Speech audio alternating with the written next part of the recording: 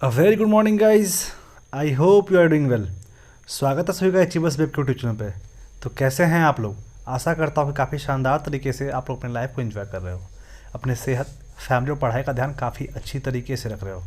दोस्तों मैं राज आज आप लोगों के बीच 13 अगस्त से संबंधित जितने सारे इंपॉर्टेंट करंट अफेयर क्वेश्चन बने हैं वो आप लोग के बीच लेकर आया हूँ और वही मैं आप लोगों के बीच डिस्कस करूँगा। ठीक है, तो कहीं मत जाइएगा, लास्ट तक वीडियो को बने रहिएगा क्योंकि यहाँ पे जो क्वेश्चन कराया जा रहा है वो आपके एग्जाम पॉइंट ऑफ व्यू से काफ़ी ज़्यादा इंपॉर्टेंट है। ठीक है ना, तो चलिए मूव करते हैं क्वेश्चन की तरफ। उससे पहले जो लोग हमारे चैनल पर न्यू जुड़े हैं उनसे मेरा रिक्वेस्ट है, प्लीज़ चैनल को सब्सक्राइब कर दीजिए और रेगुलर अपडेट पाने के लिए बेल आइकन के साइन को भी टैप कर लीजिए। ठीक है ना, और जो लोग देख रहे हैं उनसे मेरा रिक्वेस्ट है, वीडियो अच्छा लगे तो लाइक भी कीजिएगा और लोगों को शेयर भी कीजिएगा। ठीक है, तो चलिए देखते हैं आज का पहला प्रश्न।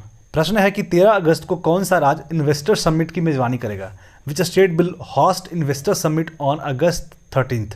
तो ये 13 तारीख को 13 अगस्त को ये जो है आपका गुजरात के द्वारा इन्वेस्टर समिट की मेज़बानी किया जाएगा। ठीक है, तो ये जो पीएम एड्रेस करेंगे ये मीटिंग को, ठीक है, और इसमें गुजरात के द्वारा ये राज्य इन्वेस्टर समिट का मेज़बानी किया जाएगा। ठीक है ना, इन्वेस्टर समिट का आयोजन गुजरात सरकार और सड़क परिवहन और राजमार्ग मंत्रालय द्वारा वाहन स्क्रैपिंग नीति के तहत वाहन स्क्रैपिंग इंफ्रास्ट्रक्चर स्थापित करने के लिए, निवेश आकर्षित करने के लिए किया जा रहा है। ठीक है, तो ये जो है वो वाहन स्क्रैपिंग मतलब जो पता है जो काफ़ी ज़्यादा पुराना आपका कार है, वाहन है, तो उनको क्या है कि जमा करना होता है, उसका उनका 75 या 25 कुछ ऐसा है उसका रिटर्न होता है। तो उस तरीके से उसका आंकड़ा चल रहा था और उसमें कुछ ईयर भी दिया हुआ था कि इतने समय तक आप देते हो तो फिर आपको ये सब प्रिविलेज मिल पाएगा। ठीक है, तो मैं इसके बीच में डिस्कस भी किया था जब मैं ये क्वेश्चन आया था वाहन स्क्रैपिंग वाला, तो उसमें मैं डिस्कस काफ़ी अच्छी तरीके से किया था।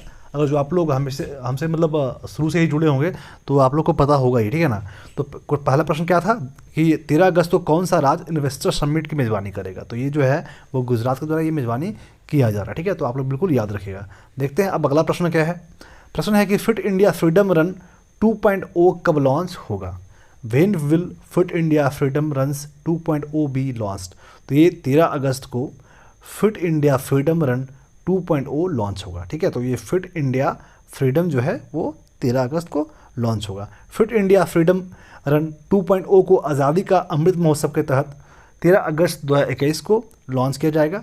केंद्रीय युवा मामले और खेल मंत्री अनुराग सिंह ठाकुर राष्ट्रव्यापी कार्यक्रम का शुभारंभ करेंगे। तो ये जो है वो हमारे खेल मंत्री अनुराग सिंह ठाकुर के द्वारा इसका शुभारंभ किया जाएगा और ये 13 अगस्त को फिट इंडिया फॉर रन, ठीक है, इसका 2.0 ये सेकंड वर्जन है इसका। ठीक है, तो ये 13 अगस्त को स्टार्ट किया जा रहा है। ठीक है, अब देखते हैं अगला प्रश्न क्या है।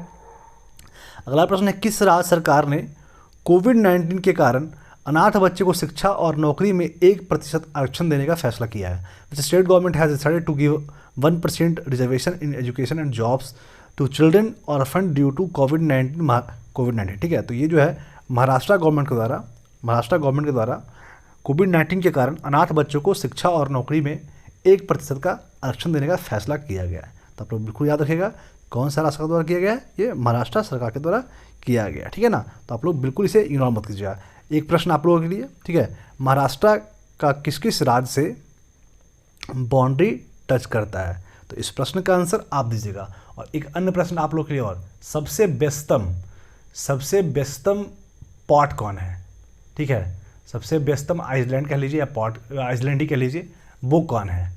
इस प्रश्न का आंसर आपको दीजिएगा और इसका कहीं ना कहीं संबंध महाराष्ट्र से है, इसलिए मैं आप लोगों से पूछा हूँ। तो इस प्रश्न का आंसर आप लोग प्लीज़ दीजिएगा। ठीक है, अब देखते हैं अगला प्रश्न क्या है कि किस राज्य के मुख्यमंत्री ने फेसलेस परिवहन सेवाओं को शुरुआत की है?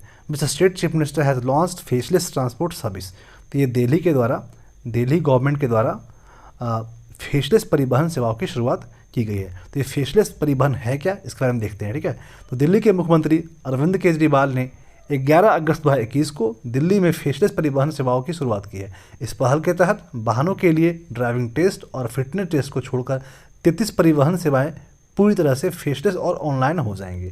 तो ये फेसलेस जो है सेवा जो है वो दिल्ली में स्टार्ट किया जा रहा है और ये दिल्ली के आपके चीफ मिनिस्टर कौन है?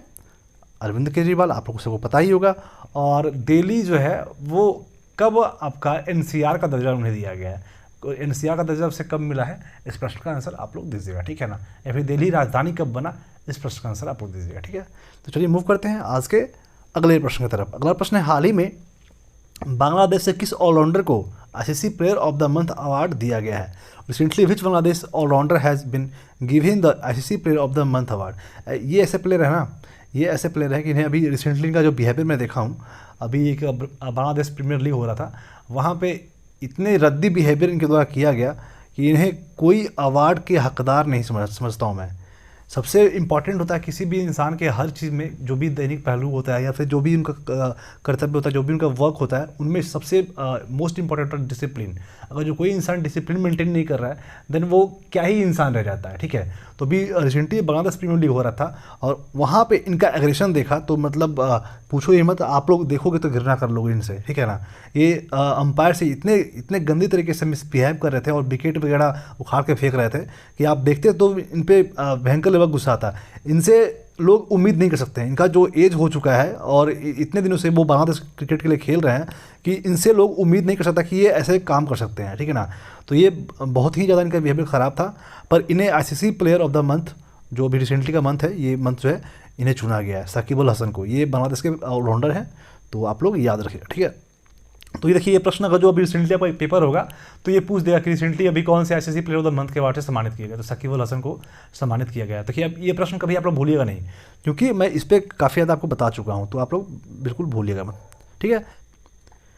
अगला प्रश्न है, the governor of which state brigadier retired BD. Mishra has been given the additional charge of Mizoram.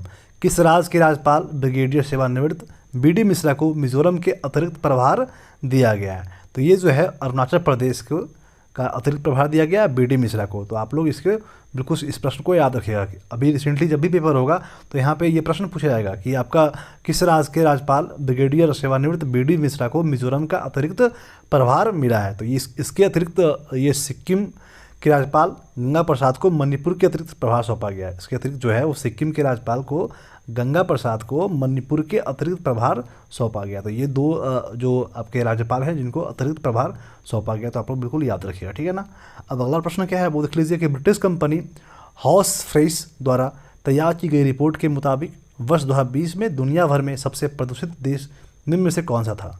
According to the report prepared by the British company Horse Fresh, which of the following was the most populated country in the world in year 2020?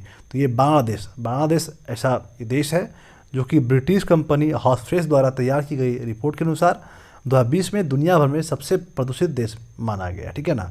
ये बांग्लादेश है, ठीक है, आप लोग याद रखिएगा। प्रदूषित देश के लिस्ट में दूसरे नंबर पर पाकिस्तान, तीसरे स्थान पर भारत, तो भारत जो है कभी भी पीछे नहीं छोड़ रहा है, और चौथे पायदान पर मंगोलिया है। इसके साथ ही चीन के जिजियांग प्रांत के होटन शहर का सबसे प्रदूषित शहर बताया गया। दुनिया भर के 50 सबसे प्रदूषित शहर में 49 शहर सिर्फ बांग्लादेश है, ठीक है, और चीन, पाकिस्तान और भारत से है, ठीक है। 49 शहर बांग्लादेश, चीन, पाकिस्तान और भारत से है, तो आप लोग बिल्कुल याद रखिएगा, ठीक है। तो एक चीज़ और, जो लोग वीडियो देख रहे हैं उनसे रिक्वेस्ट है कि प्लीज़ वीडियो तो देखते ही हैं, साथ में क्यूज़ भी अटैम्प्ट किया करें। इसका क्यूज 12 बजे टेलीग्राम चैनल का नाम आपको मैं दिखाते रहा हूँ ताकि आप लोग को याद हो सके, @GKGS क्यूज़, @GKGS क्यूज़ का इसका चैनल का नेम है। और आप अगर टेलीग्राम पर सर्च करते हो तो आपका वहाँ पे ग्रुप आ जाएगा, ठीक है। तो 12 बजे हर दिन टेलीग्राम पर टेस्ट होता है, जो लोग नहीं देते हैं प्लीज़ भाई जाएँ और दे लें। आप मॉर्निंग में पढ़ लेते हो, 7 से 8 बजे पढ़ लेते हो, 12 बजे टेस्ट लगा लोगे तो मुझे लगता है कि आप कभी भी नहीं भूलोगे। आपका रिवीजन हो जाएगा सेम डे, ठीक है। सेम डे जब रिवीजन हो जाएगा और सैटरडे संडे को एक बार और रिवीजन हो जाएगा, तो तीन बार अगर जो रिवीजन हो जाता है किसी चीज़ का तो उसका भूलने के चांसेस बहुत कम होता है और आपको एग्जाम में अच्छा करने के चांसेस बहुत ज़्यादा बढ़ जाता है, ठीक है।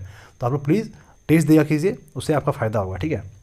सिर्फ वीडियो देखने से काम नहीं चलेगा, आपको टेस्ट भी देना पड़ेगा ताकि आपका इम्प्रूवमेंट का मतलब जो क्वांटिटी और क्वालिटी जो भी है थोड़ा सा और बढ़े, ठीक है। अब अगला प्रश्न क्या है, शहरी क्षेत्र में सामुदायिक वन संसाधन अधिकारों को मान्यता देने वाला पहला राज्य कौन बन गया है?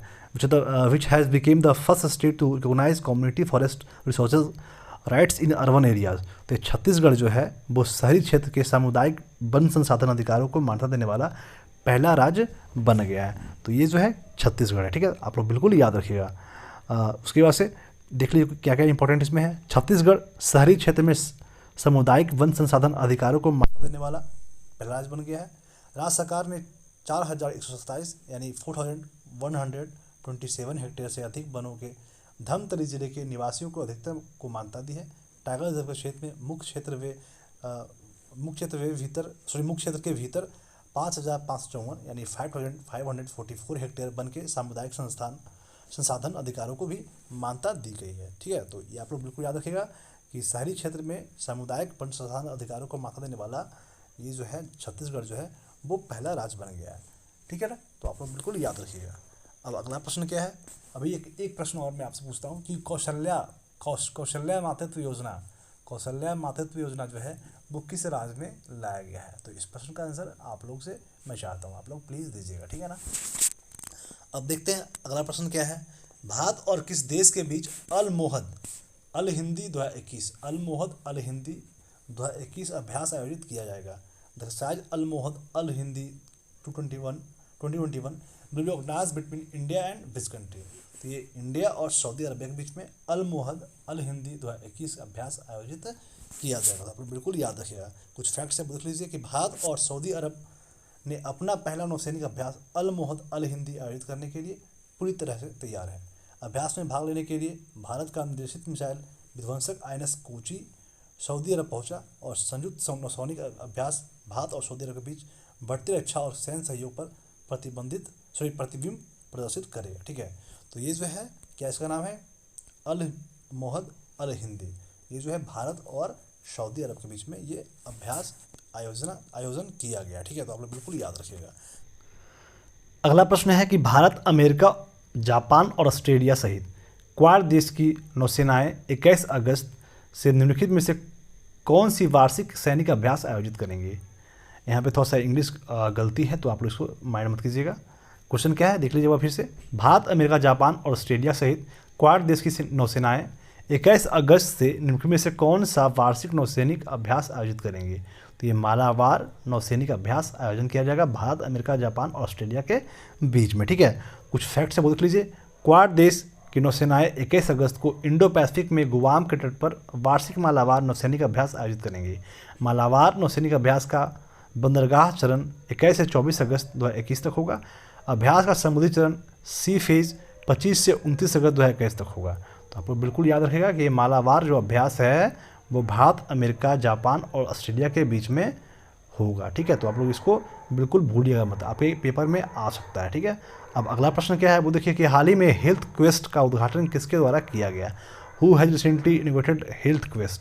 तो हेल्थ क्वेस्ट का उद्घाटन हमारे डॉक्टर के सिवन जी के द्वारा किया गया। तो आप लोग बिल्कुल याद रखिएगा। तो ये हेल्थ क्वेस्ट क्या है वो देख लीजिए कि इसरो के प्रमुख डॉक्टर के सिवन ने औपचारिक रूप से स्वास्थ्य क्वेस्ट अध्ययन इसरो के अंतरिक्ष प्रौद्योगिकी द्वारा स्वास्थ्य गुणवत्ता उन्नयन सक्षम high quality upgradation enable by space technology for of ISRO का उद्घाटन किया, जो पूरे भारत में 20 निजी अस्पतालों द्वारा किया जाएगा। तो ये जो है वो के सिवन जी के द्वारा हेल्थ क्वेस्ट का उद्घाटन किया गया। तो आप लोग बिल्कुल याद रखिएगा। ठीक है, अब अगला प्रश्न क्या है वो देख लीजिए कि प्रत्येक वर्ष विश्व अंगदान दिवस कब मनाया जाता है। When is world organ donation day celebrated every year. तो ये हर मतलब साल को 13 अगस्त को मनाया जाता है। देखिए मेरा क्या मानना है, मेरा मानना है कि जब मैं वृद्ध पड़ जाऊंगा, जब हमारे बच्चे हो जाएंगे, तो मेरा क्या है, मेरा थोड़ा सा अपना मानना है कि जब मैं वृद्ध पड़ जाऊंगा, जब मेरा डेथ हो जाएगा, तो मैं अपने बच्चों लोगों से बोल दूंगा कि जो भी मेरे ऑर्गन्स हैं जो काम करते हैं मरने के सडन तुरंत बाद, ठीक है, तो वो सारे ऑर्गन्स को आप वैसे लोगों को दे दिया करो, दे देना, वैसे लोगों को डोनेट कर देना जो नीडी हैं, ठीक है, जिन्हें उस चीज़ का काफ़ी ज़रूरत है। ठीक है, तो वैसे भी इंसान का डेथ हो ही जाता है, तो वैसे भी वो अपने लाइफ को जी नहीं सकता है, तो जो ऑर्गन्स है वो किसी के काम में ही आ जाए, उससे अच्छी बात और क्या हो सकती है। ठीक है, तो यही पुण्य है, यही पाप है। आप क्या करते हो क्या नहीं करते हो सोचिए, आप भी सोचिए, और जितना भी हो सकता है, अगर जो कोई एबल है, कोई सक्षम है, तो साल में एटलीस्ट एक बार तो ब्लड डोनेशन कर ही दीजिए, क्योंकि सबसे बड़ा दान रक्तदान होता है। ठीक है, तो किसी का भी आप किसी को रक्त डोनेट कर रहे हो तो ये बहुत ही बड़ी बात है। मैं हर साल 2 बार करता हूँ और आप लोगों से भी चाहता हूँ कि आप लोग भी प्लीज़ किया कीजिए। ठीक है ना, तो प्रत्येक वर्ष जो है विश्व अंगदान दिवस जो है वो 13 अगस्त को मनाया जाता है। अंगदान दिवस के महत्व के बारे में जागरूकता फैलाने के लिए 13 अगस्त को विश्व अंगदान दिवस के रूप में मनाया जाता है। तो ये जो था वो आज का सारा प्रश्न था। अब मूव करते हैं question of the last day, जिस प्रश्न का आंसर आप लोगों के द्वारा दिया गया था। बहुत खुशी की बात है कि आज एक बढ़ चढ़कर हिस्सा लिए हैं जिनका नाम अमित कुमार है। बहुत ही ज़्यादा खुशी मिल रही है अमित जी। इस तरीके से आप हर दिन ऐसे करते रहिए, और भी जो लोग हैं आप लोग भी किया कीजिए। देखिए ये खुशी जो है ना, एक से जब दो हुआ है ना तो एक अलग लेवल का खुशी हुई है, ठीक है ना। बहुत ही अलग लेवल का खुशी है भाई। मैं ये फील कर रहा हूँ क्योंकि मेरा मेहनत है और वहाँ पे कोई रिस्पॉन्स कर रहा है। इससे बड़ी और खुशी क्या हो सकती है। इससे मुझे मेरा कुछ मिल नहीं रहा है, आप लोगों ने मेरे अकाउंट में पैसे ट्रांसफ़र नहीं किए हैं, कुछ भी ऐसा कुछ भी नहीं है, ठीक है। मुझे 2 रोटी नहीं दी है, ठीक है ना। पर ये जो आप मैं क्वेश्चन पूछा हूँ इसका आंसर दियो ना, इस लेवल इस ये जो ऐसा लेवल का खुशी है ना, ये पैसे और रोटी से भी बड़ा चीज़ है, ठीक है ना। तो जो हमारे मेहनत पे आप लोग हामी भर रहे हो, साथ दे रहे हो, तो आप लोग का कभी भी बुरा हो ही नहीं सकता है। आप लोग का हमेशा अच्छा होगा और आप लोग मेहनत करते रहिए और आप लोग बहुत जल्द अपने लक्ष्य पे जाइएगा, ठीक है ना। जो भी आपका लक्ष्य है, जो भी आपका डिज़ायर है, बहुत जल्द आप लोग अचीव करने वाले हो। बस आपका मेहनत सही होना चाहिए और सही इंटेंट में होना चाहिए। बस ऑनेस्टली होके अपना मेहनत करते रहिए। हाँ,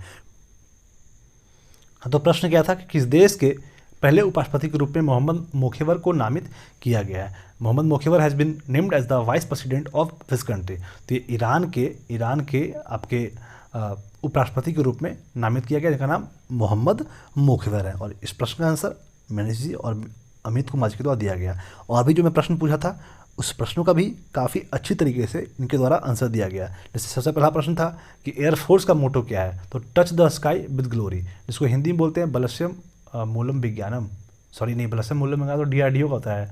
इसका नव स्पर्शम दीप्तम, ठीक है, इस तरीके से नव स्पर्शम दीप्तम। तो ये जो है एयरफोर्स का मोटो है, ठीक है ना। और एस बैंक को कब फाउंड किया गया था, 2004 में, ठीक है। और हेडक्वार्टर्स कहाँ है, मुंबई में। चीफ मिनिस्टर है नेफुअरियो किसके, और गवर्नर है RN रवि, ठीक है ना। तो ये जो है मैं और पूछा था प्रश्न। उसके बाद से फिर नेवल स्टेट पूछा था, अरुणाचल प्रदेश, आपका मणिपुर और असम। ये मैं नागालैंड के बारे में पूछा था, आप लोग को पता होगा। और उसके बाद से यूनिसेफ का फुल फॉर्म पूछा था, united nation children's fund and establish in 11 December 1946। जो यूनिसेफ को इस्टेब्लिश किया गया था 96 में। 11 दिसंबर को याद करना उतना इंपॉर्टेंट नहीं है, ये आपके कभी एग्जाम में नहीं पूछा जाएगा। तो 1946 में आप लोग याद कीजिएगा कि आपके देश गणतंत्र होने के आपके 4 साल पहले यूनिसेफ का निर्माण हुआ था, जिसका फुल फॉर्म होता है united nation children's fund united nation children's fund. Okay, थोड़ा सा मेरा तबीयत अच्छा नहीं लग रहा है, इस कारण से मैं आप लोगों को अपना बेस्ट नहीं दे पा रहा हूँ। तो इसके लिए काफ़ी शर्मिंदा हूँ, काफ़ी बुरा भी लग रहा है। पर मैं सोचा कि आप लोगों का वीडियो कभी मिस नहीं हो, इसलिए मैं सोचा कंटिन्यू करूँ और जितना भी मेरा बेस्ट हो सकता है मैं बेस्ट देना चाहता हूँ। पर थोड़ा सा माफ़ कीजिएगा क्योंकि मेरा थोड़ा सा तबीयत अच्छा नहीं लग रहा है, ठीक है ना। तो जो भी हैं इन अमित कुमार और मनीष मित्तल जी के द्वारा अच्छा तरीके से दिया गया। इसी तरीके से आप लोग हर दिन देते रहिए। जो लोग नहीं दे रहे हैं उनसे मेरा रिक्वेस्ट है, प्लीज़ दिया करें आंसर, आपका ही फ़ायदा होने वाला है, ठीक है। तो चलिए मूव करते हैं आज के क्वेश्चन ऑफ द डे की तरफ, ठीक है। क्वेश्चन क्या था वो देखिए कि बैंकिंग धोखाधड़ी जागरूकता अभियान के लिए RBI द्वारा निम्नलिखित में से किसे शामिल किया गया है। Who among the following has been roped in by RBI और बैंकिंग फ्रॉड अवेयरनेस कैंपेन, ठीक है। तो इस प्रश्न का आंसर कौन कौन है वो देख लीजिए। चानू सैखम मीराबाई, बजरंग पुनिया, रवि कुमार दहिया और नीरज चोपड़ा।